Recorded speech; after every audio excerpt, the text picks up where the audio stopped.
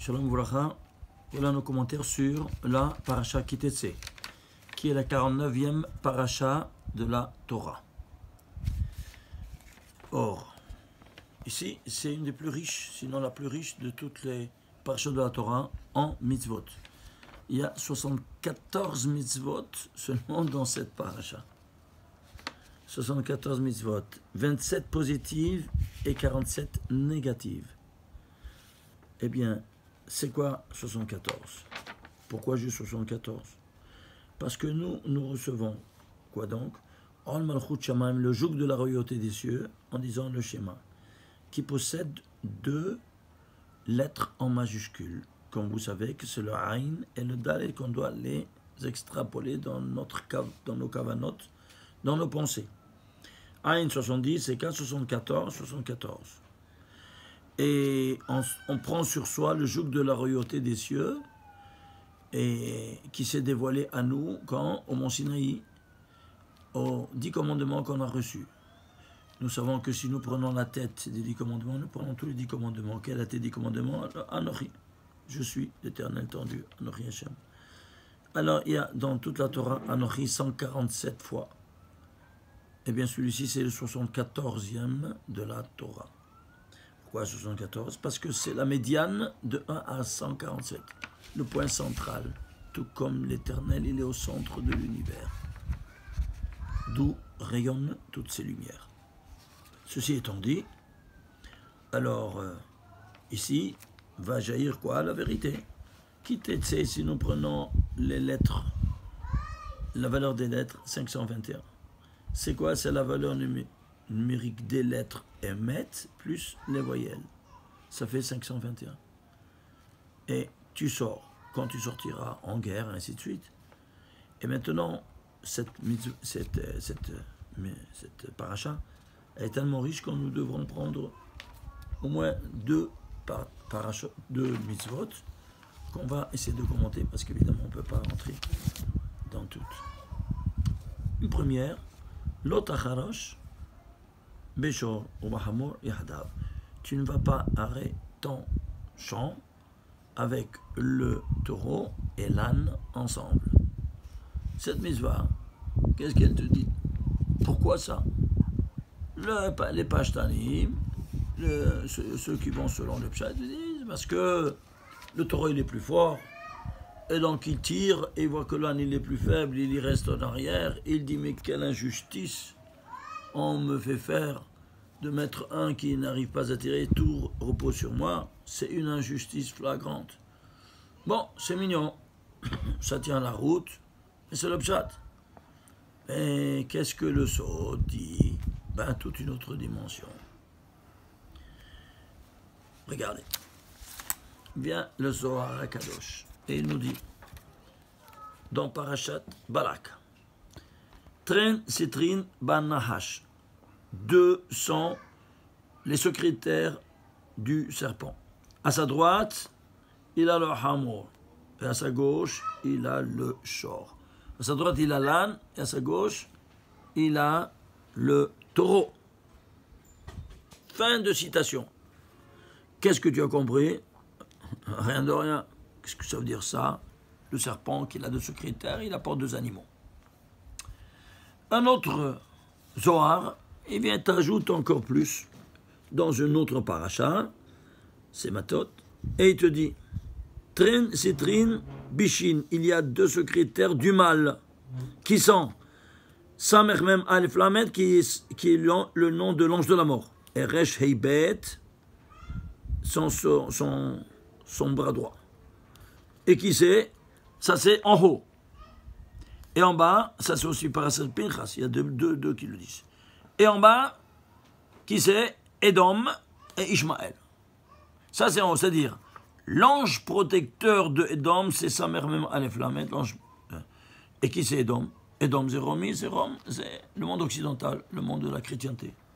Et qui c'est Resh Heibet, Ishmaël, l'ange protecteur d'Ishmaël, c'est-à-dire le monde islamique. Alors là, on voit ici le monde, comment il se divise en 2. Nous dit le Zohar qu'il y a 70 nations dans le monde. Il y a 35 qui sont dominés par un ange, et sont ces deux anges qui dominent sur les 70 nations du monde. Ce que nous voyons aujourd'hui, clairement, et ça il y a 2000 ans de ce mois, il nous le dévoile. Il nous anticipe toute l'histoire, jusqu'à la fin des temps. Et alors, eh bien ça c'est le monde occidental et le monde islamique. Voilà. Alors, faisons la valeur numérique. En haut, nous avons l'ange de la mort, d'Édom, en bas, ça c'est en bas, ça c'est en haut. Ange de la mort, en bas c'est Édom. L'ange d'Ishmaël en bas, en haut c'est Reshaibet. Fais la gematria de l'ange de la mort avec l'ange de Ishmaël, ça te fait au total. L'un c'est 131, l'autre c'est 207, total 338. C'est quoi 338? C'est simple. Là, il parle de quoi? Du Dieu un. Et qui c'est? Ishmaël. Ishmaël, Allahu Akbar, Dieu est grand. Oui, mais il a associé qui? Il a associé Mohammed. Alors, il n'est plus seul. Ici, il n'y a pas d'association possible et imaginable. Alors, c'est une farce qu'on fait. Alors que l'autre, qui c'est? Édom, il en fait une trinité résidu du paganisme, de la pluralité. Il ne fait pas un, il fait trino. Pourquoi? Parce que le monde est tridimensionnel. Alors c'est simple, s'il est tridimensionnel, alors ils ont cru projeter cette tridimensionnalité, même au niveau de la dimension divine, ils ont fait trino, Hachem Mishmor. Alors que Dieu est un seul. Voilà donc que, soit l'un soit l'autre, c'est une farce totale. Alors, ici, comment on dit Hachem Echad? Hachem c'est 26. Echad c'est combien? Echad c'est 13. Si tu fais 26 passe 13, ça fait 338. Ishtabbar chez moi. Ceci étant dit, alors nous avons ici cette valeur numérique qui est le produit de Hachem Echad. Alors ceci étant dit, excusez-moi, on a oublié de fermer les téléphones. Alors, ici, qu'est-ce qu'on a? On a ici, ça c'est Édom. Alors ici, Édom et Ishmaël, la gematria c'est 502. On devra neutraliser ces deux valeurs-là, qui, les trois patriarches, ils vont vivre 502 ans, tous les trois patriarches, pour neutraliser cette force qui se dégage, cette force néfaste qui se dégage d'eux, qui sont évidemment contre le monothéisme, que eux, ils ont transplanté. Alors, ceci étant dit, on va prendre maintenant quoi? Le premier Zohar, et qu'est-ce qu'on a ici? On va ajouter ici le Shor et le Hamor, total 760. Et c'est quoi 760? Eh bien, on a dit qu'ils vont gouverner la planète. La preuve, voyons un peu combien le poids atmosphérique qui peut se calculer. Comment? Tu n'as qu'à prendre un tuyau de mercure, n'est-ce pas, fin, tu le plonges, tu ouvres ce tuyau de mercure, tu le plonges dans une bassine totalement de mercure. Eh bien, tu vas voir que le poids atmosphérique, parce qu'il s'appuie là-dessus, et donc il va faire descendre cette colonne du mercure à combien? À 760 mm. Voilà, Ishtabbar Shemo, le poids atmosphérique qui domine sur toute la création. Ça c'est au niveau maintenant scientifique, et ça c'est au niveau métaphysique. C'est drôle, hein? Et comment le joueur te dit, il va dominer la planète entière, les 70 nations. Est-ce que vous voyez ce rapport? Alors, ceci étant dit, qu'est-ce que tu vas faire? Tu vas faire l'ensemble de toi, en haut, leur ange protecteur, en bas, et leur symbole que nous dit le Zohar, ça te fait 1600. Alors, tu comprendras maintenant pourquoi c'est écrit, tu ne vas pas les mettre ensemble à labourer le terrain. Et pourquoi? Parce que si tu les mets ensemble, Ishmaël et Édom, ils vont détruire le monde. Et c'est pour ça que maintenant, il y a un victoire entre eux, c'est-à-dire une rivalité. Baruch Hashem. Parce que sinon, ils vont détruire le monde. Donc, c'est ça la symbolique. De jamais les mettre ensemble, parce que si tu les mets ensemble, c'est la catastrophe. Universelle. Et d'où on sait que c'est la catastrophe universelle? Ben, c'est simple. Tu fais la valeur numérique de toutes les lettres, de tous les tagim, de toutes les voyelles, ça te fait 2018. Tu vas décomposer cette valeur, ça te fait 2 fois 1009. 1009, c'est 170e nombre premier. 170 se décompose à son tour en 2 fois 5 fois 17. Le 17, c'est le 8e. 2 en puissance 3. Le 5, c'est le 4e, donc 2 en puissance 2. Ça, c'est 2 fois 2. Total, 2 en puissance 7. C'est quoi 2 en puissance 7? C'est la valeur numérique de Adam et Hava, lettres et voyelles. Les lettres, c'est 64. Les voyelles, ce qui va animer les lettres, c'est en leur valeur numérique 64. 64 plus 64, ça te fait 128. C'est 128, c'est quoi? C'est 2 en puissance 7. Autrement dit, la dualité qui va s'épanouir, dualité, Adam et Hava, dualité hétérogène, je dis bien hétérogène et non pas comme Chasvé Shalom, on est en train de péter des plantes partout dans les parties du monde qui veulent faire le mot et ainsi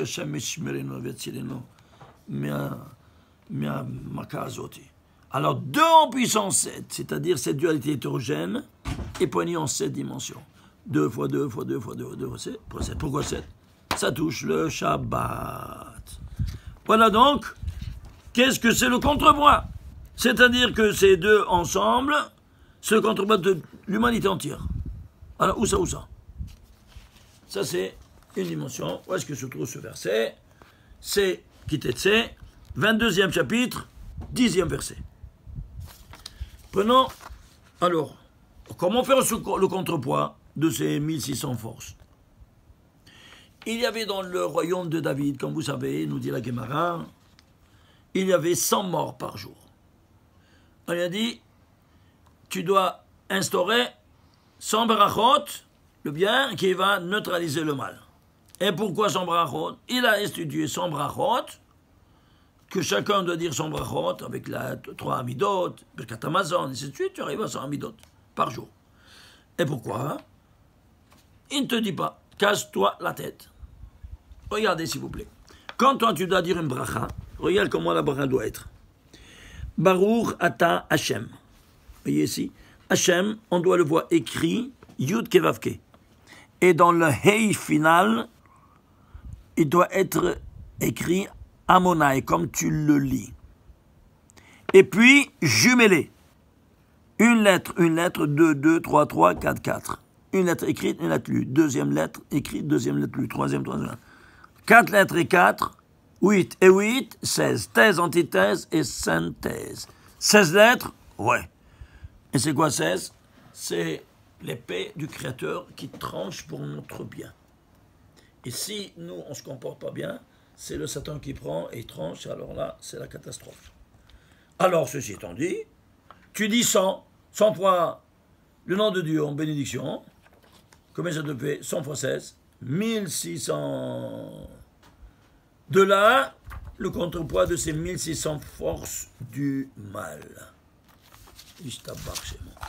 Voilà comment le neutraliser. Et voilà comment David Ameler, il a neutralisé ces 100 morts qu'il avait quotidiens dans son royaume.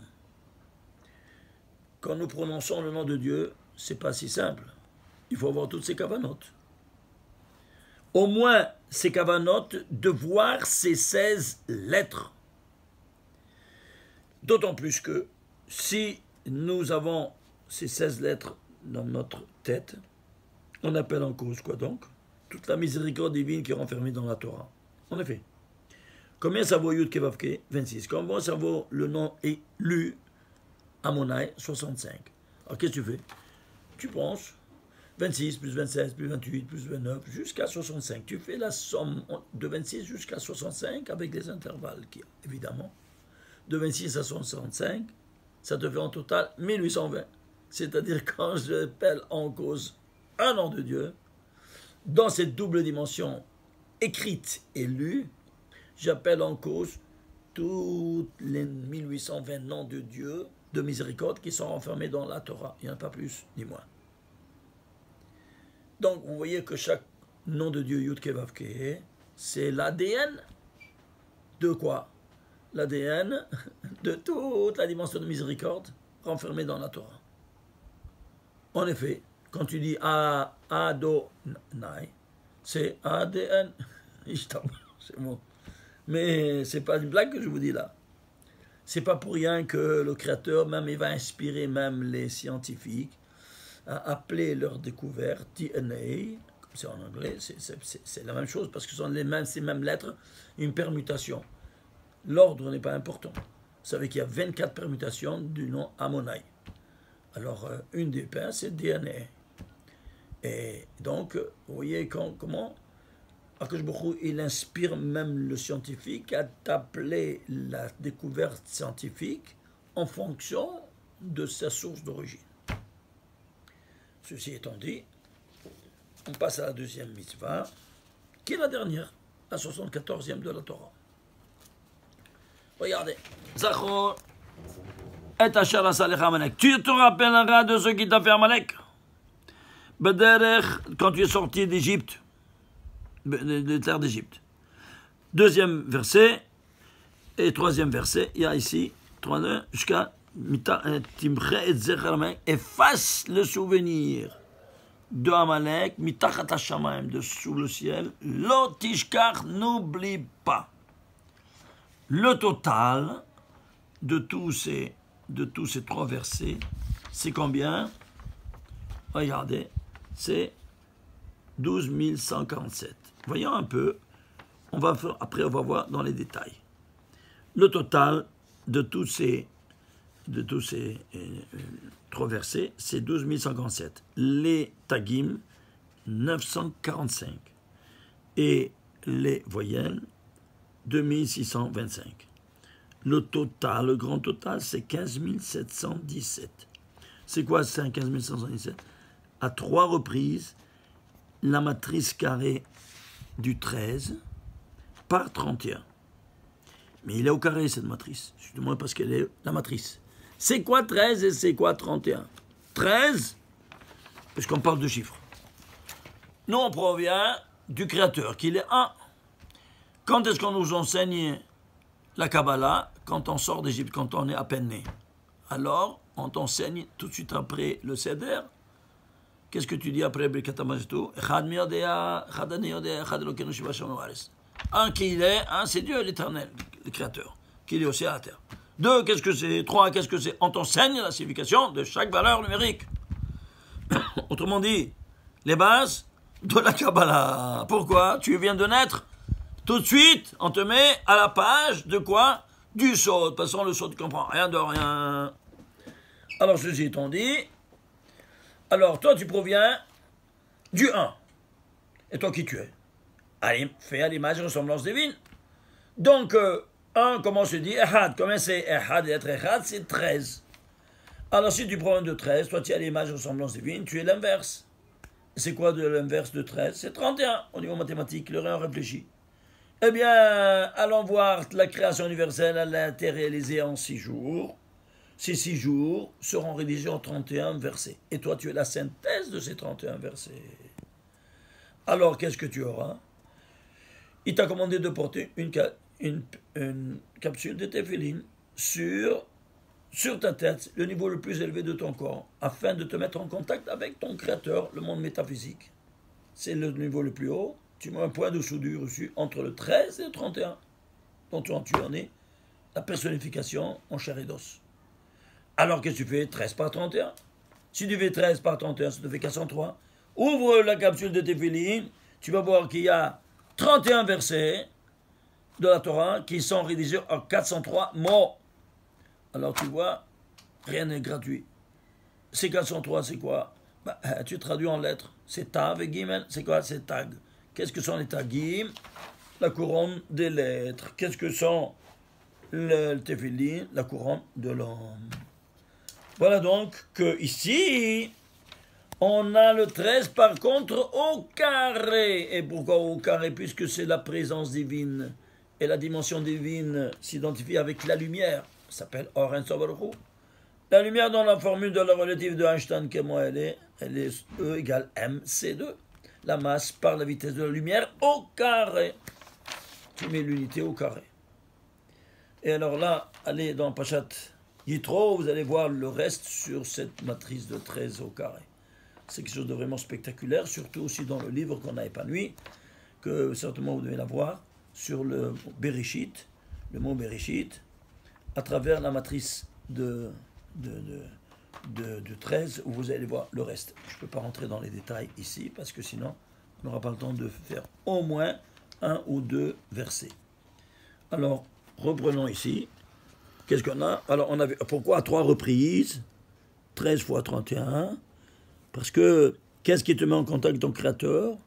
Eh bien, 3 paires de téphilines, Rashi et Rabbeinu Tam le matin, et Shimusha Rabba Amincha. Voilà, une fois de plus, une preuve de cette tridimensionnalité de couronne qu'on doit avoir au quotidien. Ceci étant dit, voyons un peu maintenant dans les détails. Premier verset. Rappelle-toi de ce qui t'a fait malheur et t'a sorti d'Égypte. La valeur numérique des tagim, 189. Des lettres, 299. Et des voyelles, 499. Commençons par les lettres.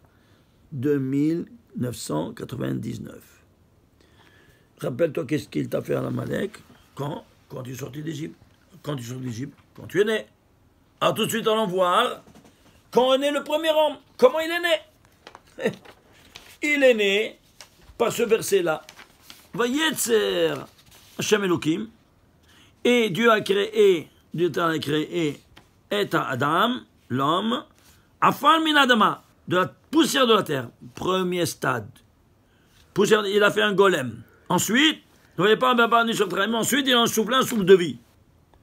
Et troisième stade, la poussière, le golem avec l'âme. Qu'est-ce qu'on a?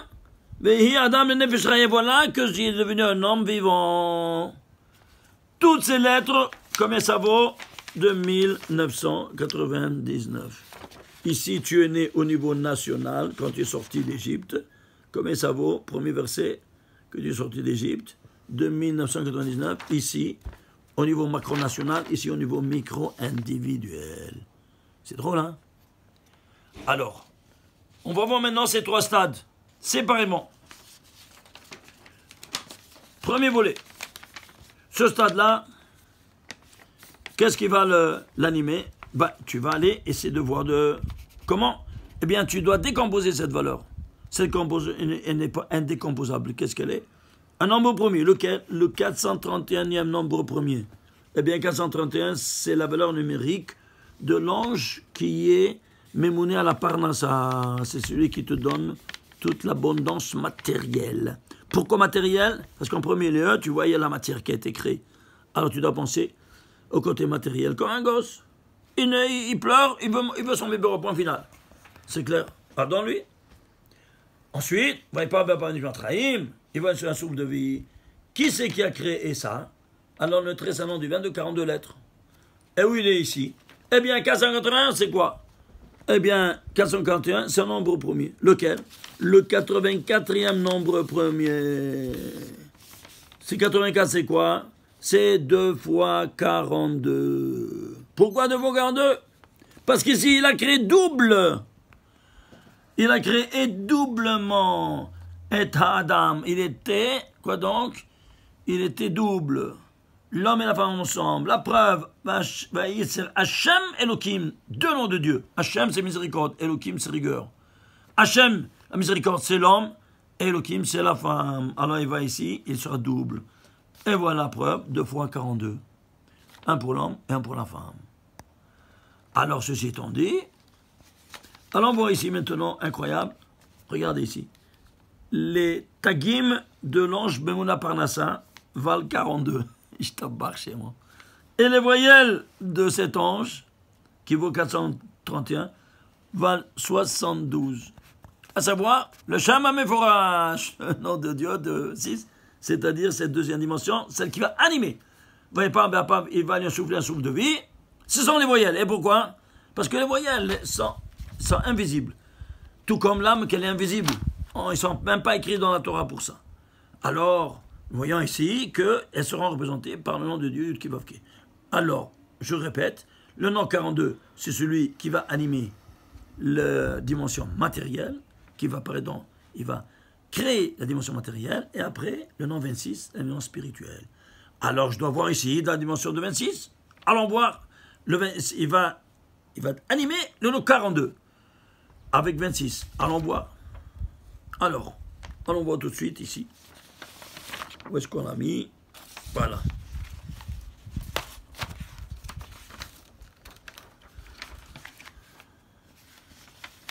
Avant tout, un petit détail. Toujours, ça c'est la dimension matérielle. Tu prends les lettres, donc de la dimension matérielle, c'est 1374. Ce n'est autre que 2 fois 3 fois 229. 229, tu le décomposes, 7 fois 21, la décomposition, ça te devient 17 plus 17 par 17. Je t'abarre chez moi. Tout Dieu bien. Qu'est-ce que c'est 17? Je ne sais pas. Cherche le premier mot dans la Torah qui a valeur 17, tu vas comprendre qu'est-ce que ça veut dire 17. Et le premier mot qui a valeur 17, c'est Tov, c'est-à-dire, il va créer ici 3 dimensions. De quoi? Dans la matière. Il sera doté de 3 dimensions de cette matière. Quoi donc? Le papa et la maman de se multiplier, et à part le métaphysique, qui est le bien métaphysique, qui va s'associer à ces 2 dimensions de matérialité 17 par 17, qui composent la matière. C'est clair? Alors, vous allez voir par exemple, c'est quelque chose de spectaculaire, parce que si vous prenez le récit des 7 jours, vous allez trouver le nom d'Israël codé 3 fois. En saut de 232, en saut de 50, en saut de 7. Total, c'est combien? C'est 289, c'est 17 par 17. Le voilà. Il se trouve Israël sans être mentionné nulle part dans le récit de la création, évidemment. Mais tout est en filigrane, en code, c'est-à-dire en sorgule de lettres, incroyable. Et l'ensemble de ces 3, c'est 289, 17 au carré. Et pourquoi? Parce que l'homme et la femme, multipliez-vous, l'homme sera la femme. Et pourquoi la femme c'est 17? Parce que c'est écrit. L'auto veot adam levado, il n'est pas bon à l'homme d'être seul. Alors tu prends quoi? S'il n'est pas bon, alors c'est-à-dire que la femme, la définition de tov. Alors tu vois le tov, lui, parce que quand il a créé Dieu l'homme, il a dit, il est tov, il est tov meot. Et que c'était très bien. Ah oui, mais il était seul. Alors, voilà, donc ça s'ajoute, 17 par 17, ça te fait, donc ce couple-là, et qui est de multipliez-vous. Alors, ceci étant dit, ça c'est la matière. L'esprit, regardez. Il va y souffler un souffle de vie. Alors, ce souffle de vie, comment il est? Alors, on va prendre les finales. Les finales, c'est chotam, le mot chotam. Chotam, c'est le sceau. Et le sceau, c'est quoi? C'est Gematria 455. Ce n'est autre que, regardez, les 3 noms de Dieu qui se sont dévoilés au buisson ardent à Moshe Rabbeinu à 3 reprises. Il lui dit, quel est ton nom? Il dit, Eki Asher Eki. Kotomar le Ben Israël, Eki Asher Achem. 3e verset de l'Exode, 3e chapitre et 14e verset de l'Exode. Si vous prenez Eki, vous voyez, Aleph en entier, Hey, Yod et Hey, dans les 3 écritures, où le Hey s'écrit de 3 modalités, Hey avec Yod, Hey avec Aleph, Hey avec Hey. Le total, il est 455. Ça, c'est le Chotam. Le Chotam, c'est-à-dire les lettres finales, comme vous voyez. Alors, ici, le total de toutes ces lettres, c'est 1061. 1061, c'est quoi? Tu peux le décomposer? Non, un nombre premier, lequel? 179e nombre premier. Et 179, c'est quoi? C'est un nombre premier, lequel? 42e nombre, oui, je t'abarre chez moi. Ce qu'on a vu en haut, tu le vois ici maintenant. Ah, où il va animer maintenant? Ben, par quoi? Par ici, cette dimension, on ne voit pas. C'est quoi? Tu vois quelque chose ici, les voyants ne voient pas. Comme les voyants l'âme, on ne voit pas. Alors oui, c'est le nom 26, il est caché. Ben, à toi de te casser la tête. 26, on va prendre maintenant ici quoi? Quelque chose qui est absolument au-delà de toute pensée humaine. Vous allez prendre Les nombres, 26 nombres premiers. Pourquoi on les nombres premiers? Parce qu'en premier, qu'est-ce que c'est les nombres premiers? C'est qu'il il est unique comme nombre premier. Et chaque âme, elle est unique dans tout l'univers et dans toute l'histoire de l'humanité. Même si c'est un Gilgoul.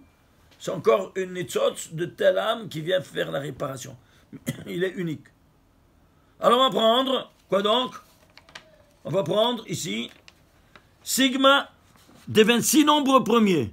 Puisque 26, on a dit, c'est l'âme, alors 1, 2, 3, 5, 7, 11, 13, 17, 19, jusqu'à 97, c'est le 26e nombre premier. Tu fais la somme de tous ces 26 nombres premiers, 1061. CQFD. Ishtabbar chez moi. 1520 par Bapap, Nishma Traim, ce qu'il fallait démontrer. Que quoi? Il lui a insoufflé un souffle de vie. Ou dans le golem. Alors, il est devenu un être vivant. Et le total de toutes ces lettres, 2999. Qu'ici, on te rappelle tes origines nationales, parce que tu viens de naître de la sortie d'Égypte, comme ici, au niveau micro-individuel, au niveau de la genèse de chaque être humain, que ce verset-là en entier, c'est également de 1999. C'est pas incroyable? Ishtabbar chez moi. Ben, qu'est-ce que vous voulez que je vous montre maintenant? Peut-être au moins continuons, au moins un verset, regardez. Regardez. Prenons les tagim et prenons les voyelles. Chacun il a évidemment sa signification, mais j'ai plus le temps et je ne peux pas retenir outre. Mais voyons un peu qu'est-ce que ça forme, ce de 1999, de ce verset-là au niveau macro-national. Regardez, le total 3687. C'est quoi 3687? 3 fois 1229. 1229 c'est un nombre premier. 3 c'est également. Mais lequel était celui-ci? 202e nombre premier. 202, c'est 2 fois 101. 2 fois 3, 6. 6 fois 101, c'est quoi 101? Tu prends le 101e nombre premier. On a déjà écrit une lettre. Tout un livre à ce propos. Le paramètre 109. Le paramètre 101, c'était paramètre d'Israël. Vous vous souvenez? Eh bien, 101e nombre premier, c'est quoi? 541, c'est Gematria Israël. Et 6, c'est quoi? C'est la 6e séphira, n'est-ce pas? D'en haut, qui est la Tiferet. Et c'est quoi la Tiferet? C'est la Torah. Torah d'Israël. Voilà ce qui donnera la vitalité à ce corps de 2999. Quoi donc? Torah qui va animer Israël, puisqu'on parle ici de quoi? Du niveau national que tu es sorti d'Égypte, la naissance de Am Israël.